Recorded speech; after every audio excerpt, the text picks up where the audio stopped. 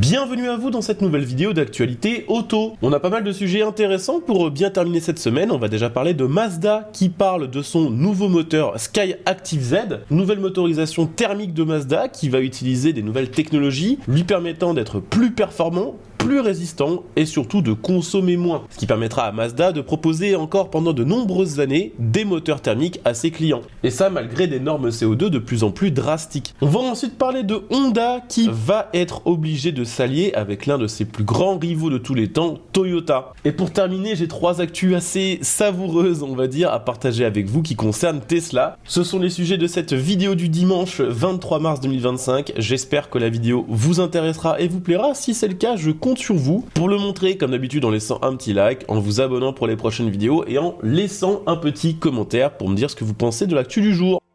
Je vous le disais, on va commencer par parler de Mazda et de son nouveau moteur, le Skyactiv Z. Vous le savez, Mazda est très attaché à ses moteurs thermiques et surtout est très attaché au fait de proposer à ses clients ce qu'ils souhaitent acheter. On avait eu l'occasion d'en parler déjà en 2024, mais Mazda ne compte pas abandonner le moteur thermique, quitte à devoir payer des amendes CO2, puisqu'elle estime qu'une partie de sa clientèle préférera toujours acheter des voitures thermiques plutôt que des électriques. Et au moment où la plupart des constructeurs se tournent vers la voiture électrique, développent des nouvelles batterie et travaille sur les systèmes de charge pour proposer des meilleures autonomies et des meilleurs temps de recharge, Mazda a décidé d'investir plusieurs milliards de dollars pour le développement de nouvelles technologies et d'un nouveau moteur thermique. Et c'est ainsi que Mazda arrive avec son Skyactiv Z. Ce nouveau moteur pourra être hybridé, il respecte les normes Euro 7 et respecte également l'équivalent des normes Euro chez les Américains. Il sera pour la première fois disponible sous le capot du Mazda CX-5 qui doit sortir en 2027 et sortira d'abord sous une version 4 cylindres essence 2,5 litres. Donc déjà un petit peu de cylindrée, ça fait plaisir, mais on sait que Mazda ne va pas s'arrêter là et va appliquer ces mêmes technologies révolutionnaires du Skyactiv Z à des plus gros moteurs, notamment à sa gamme de moteurs 6 cylindres. La technologie magique derrière le Skyactiv Z, c'est le SPCCI pour Spark Controlled Compression Ignition. C'est une nouvelle technologie qui va permettre au moteur de changer en temps réel son type d'allumage pour alterner de manière complètement transparente pour le conducteur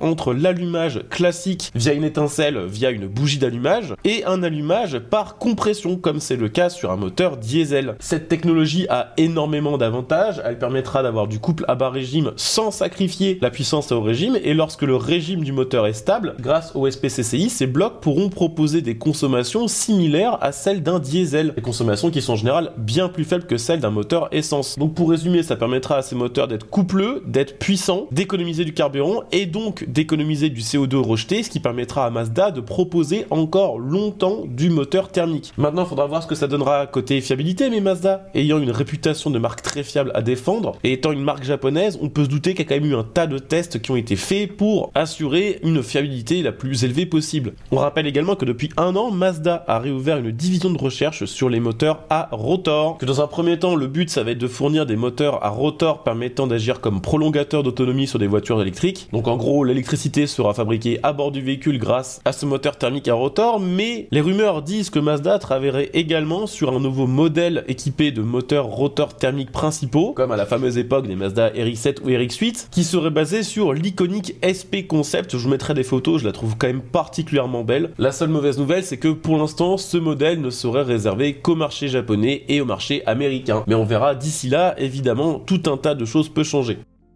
On va maintenant parler de Honda qui va être obligé de s'allier avec l'un de ses plus grands rivaux de tous les temps, Toyota. Ça concerne les voitures électriques et c'est dû aux différentes politiques de Donald Trump. Vous le savez déjà probablement, mais Donald Trump essaye de relancer l'industrie automobile américaine en forçant les constructeurs à y fabriquer directement les véhicules qui y sont commercialisés. Et ça via un système de taxes sur les produits fabriqués à l'étranger. Et ce sont ces fameuses taxes qui vont pousser Honda dans les bras de Toyota. Pourquoi ? Parce que Honda aux États-Unis a vendu par exemple l'année dernière 300 000 véhicules hybridés. Qui dit véhicule hybride dit moteur thermique bien sûr, mais dit aussi batterie. Et le problème, c'est que les batteries de ces voitures hybrides que commercialise Toyota viennent de deux pays différents, la Chine et le Japon. Les voitures chinoises sont taxées à plus de 100% aux États-Unis, mais depuis que Donald Trump est arrivé à la présidence, des taxes de 10% sur les produits fabriqués au Japon, comme les batteries par exemple, sont appliquées, et Donald Trump a annoncé plus récemment rajouter encore 10% de taxes sur ces taxes. Ce qui fait que les batteries utilisées par Honda sur ces hybrides, batteries venant de Chine,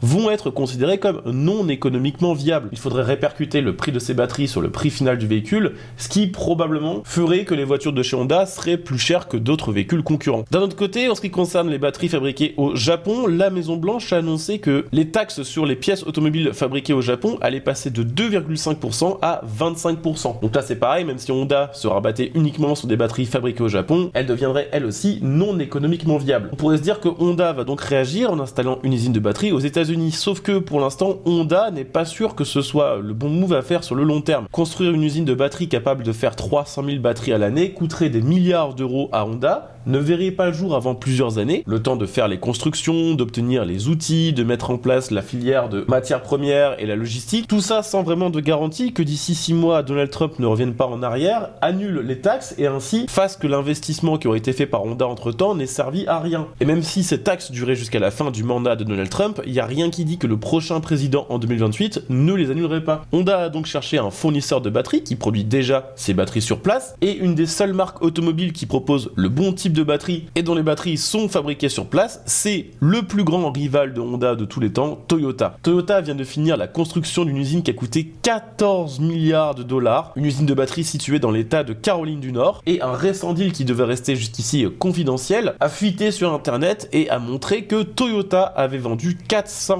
000 batteries à Honda, lui permettant de sécuriser une année de production de voitures hybrides sur place. Alors là on parle de Honda et de Toyota, mais sachez que ces taxes c'est une vraie galère à gérer pour beaucoup de constructeurs, notamment pour la quasi-intégralité des constructeurs automobiles européens, notamment les marques allemandes Porsche et Audi, qui vont, à cause de ces taxes, faire produire directement leurs voitures aux États-Unis. C'est un exemple parmi tant d'autres, mais si vous en voulez d'autres, n'hésitez pas à aller checker mes autres vidéos, on a parlé plein de fois de ce sujet.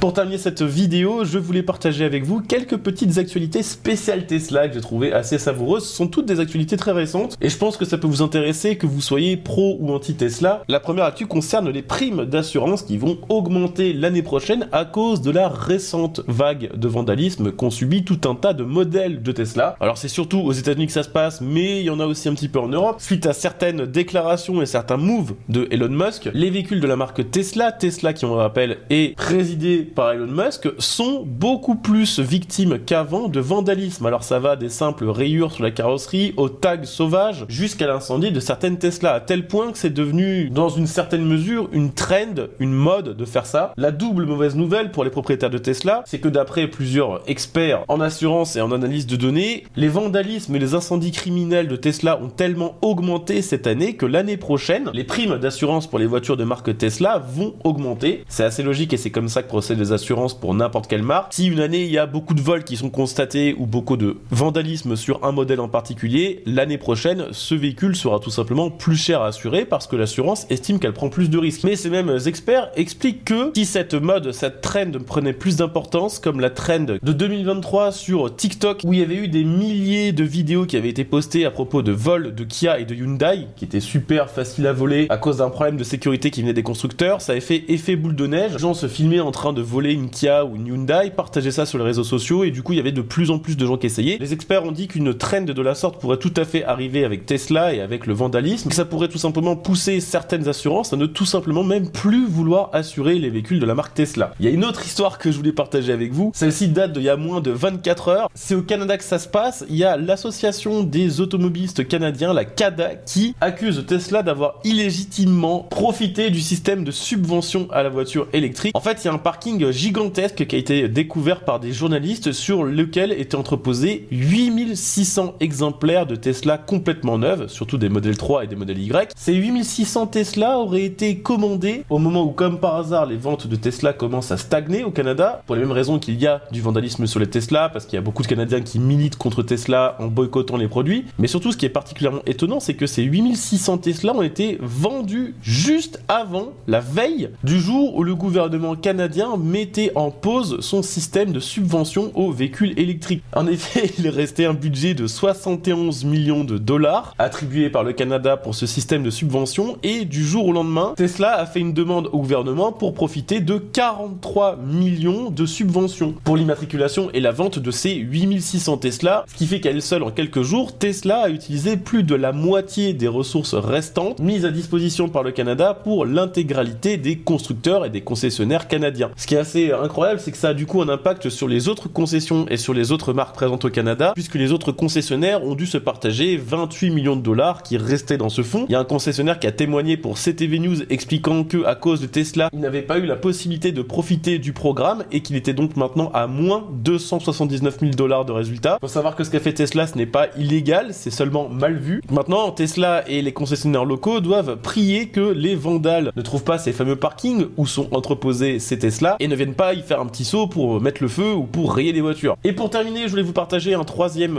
petit point à propos de Tesla. Ce sont les chiffres Tesla européens pour le début de l'année qui montrent que les ventes de la marque ont baissé de 45% en Europe sur janvier et février 2025 comparé à la même période en 2024. Alors sur une année glissante, le Model Y reste toujours le véhicule électrique le plus vendu, mais ce n'est pas sûr que cela dure, notamment parce que d'autres constructeurs profitent de cette baisse de Tesla et de ce boycott de Tesla, notamment Volkswagen, qui grâce au report des ventes de Tesla sur d'autres marques a pu profiter entre autres d'une augmentation de ses ventes de voitures électriques de 182% en février 2025 comparé à 2024. Voilà, c'était les petites actus du jour, histoire de bien terminer ce petit dimanche et cette semaine du 17 mars 2025. On se retrouve dès demain le 24 pour en attaquer une nouvelle. Profitez bien, bon dimanche à vous, ciao.